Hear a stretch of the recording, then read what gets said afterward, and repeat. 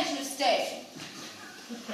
I am only on a matter of grave importance.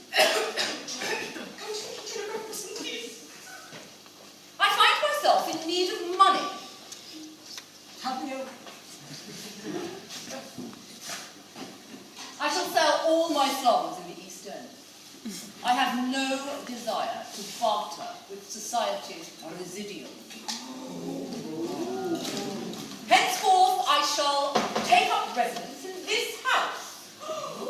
But we have no reason to take in lodgers, Mr. Havertor. The impropriety would be most improper.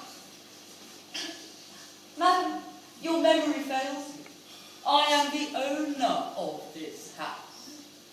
I will not be a lodger. I will be the occupant.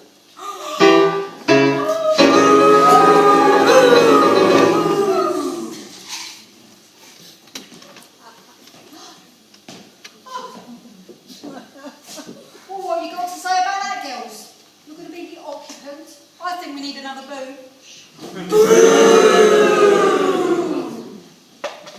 Unless, of course, you would like to buy the house from me at what I paid for it, plus interest. No! But, sir, we have no such funds.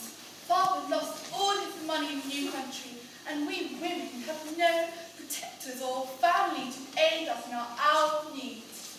My little brother Willie, even if dragged back from boarding school, would only be able to earn a snivelling living as a music hall artist or some such. Cheeky, madam. We were hoping, sir, you would have some solution to the sad state of affairs we find ourselves. And I ain't had no wages for 3 months! Quiet, odious slattern! Remarkably, Mrs. Dear, I do have a solution. Yes, yes. Elizabeth could accept my offer of marriage. That which would be able to continue to reside in this property.